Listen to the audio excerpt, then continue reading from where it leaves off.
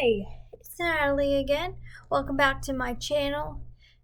Sorry about the cancellation of the live stream on Sunday. I had major technical difficulties, was unable to do it. So I said I would. So I was originally planning on talking about occupational therapy. So today, instead, I'm gonna move to my next subject, and when I do a live stream, I will go back to occupational therapy. So today I'm going to be talking about my mentors in my life that have helped me through trying times, helped me figure out who I am. I think it's always important to have a mentor.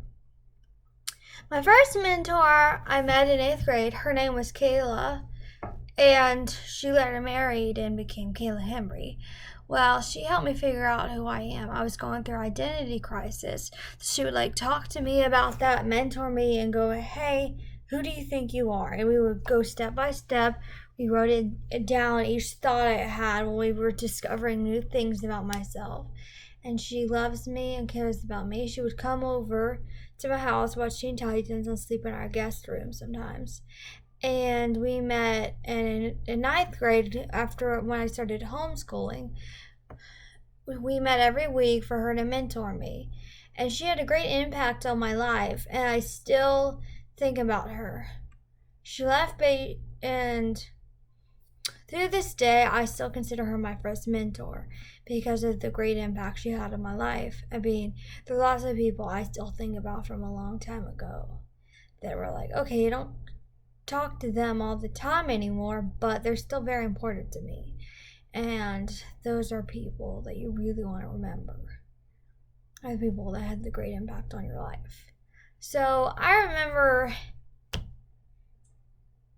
it was 9th grade, and she sent out an email saying she was leaving Bayshore to go get her master's at Baylor. Bayshore is where I went to high school. And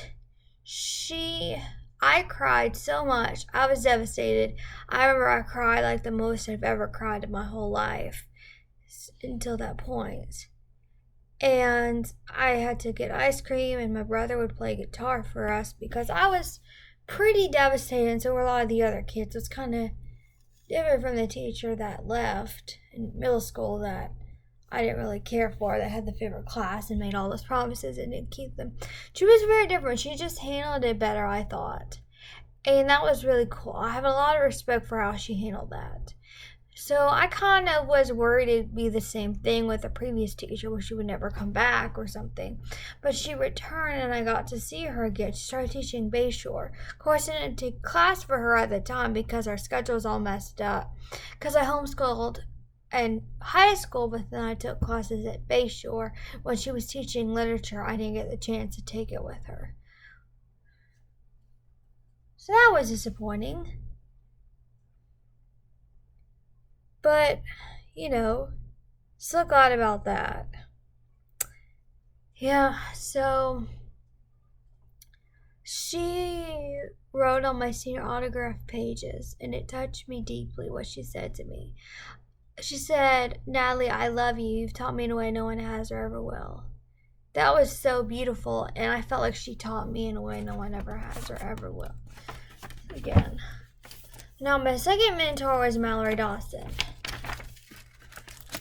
Now, Mallory when I first met her, she did musical theater camp.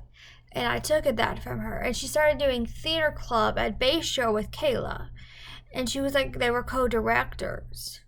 So Mallory, at one point after Kayla left, and then we went through another teacher, Mallory taught 11th grade literature, and it was really good. I mean, she taught me a lot about paper writing. She taught me a lot about reading well, and I have a lot of respect for her. And I texted her one day, and she told her I still think about her, and she said she still thinks about me. I was one of her favorite students. And one day during class, a couple days into class, she revealed she has dyslexia. Now that's when you write backwards and have trouble reading. So when I decided to do my high school senior thesis on autism, and she helped me with that, and we kind of bonded over our having disabilities. And that was really cool for me because at that point in time, I never talked to anyone who had disability before. Like, I had no one to relate to with that. And that was really cool, having someone I could relate to. Mallory encouraged me and taught me many things. And I miss her a lot. She ended up moving to Atlanta. But, I mean, I still stay in touch with her every now and then. It's just kind of hard because I missed her and have a lot of respect for her. But she taught me boldness, and even though it would be years before I was completely open and ready to share about my autism, but I know Mallory was a big part of that. Her openness taught me how to be open. And I'm going to say one other thing about Mallory. She had a baby, and what I realized about her is how loving she is toward her baby. Because when she did try to do a play in senior in high school, and they thought it would be premature, turns out it wasn't. But then she had a great attitude about it. I'm sure it stunk for her, but being on bed rest for that long. But she was very happy about her baby. When they had like rat problems in their house, she was more concerned about Imogen than she was herself dealing with the rat problems, which my mom said that she was a true mom. And finally, I'm going to talk about my family. So my mom and dad have always supported me.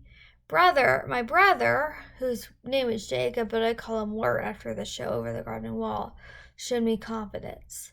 My family looks after me and takes care of me with all my disabilities and issues, and they just love me.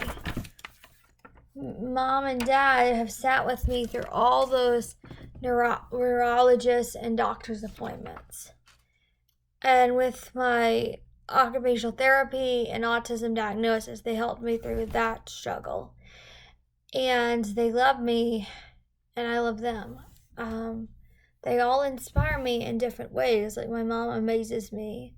My dad honors me, and I respect him a lot. I love being goofy with him. I love snuggling with my mom. I love talking with my brother.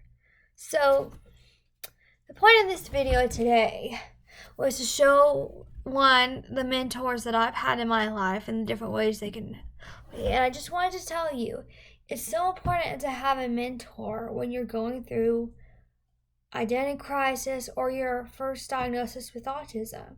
It's very good to have someone who's been through something similar or the same thing as you to help you just learn more about it and to be comfortable with who you are.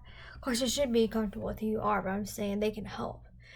But the point is, it's always important to seek out a mentor and decide if they're the right kind of mentor for you. Because don't just stick with one because you don't feel like trying to find another one.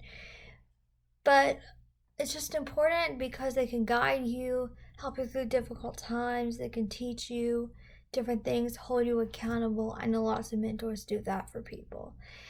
And make sure you're keeping your commitments. They can help you in relationships. If you're struggling in your relationship or you just want to have someone to talk to about your relationship, even if it's going well, a mentor can be very helpful for that. So I just want to talk about mine today and also help you find yours. And I know I want to be where I am without my mentors that I've had, like my family, Mallory, and Kayla. Those are the three main people. Well, my family's 3 people, but those are just people that have a significant impact on my life. And I'm sure if you dug for it, you could find someone who could also have a significant impact on your life. Or maybe you already have.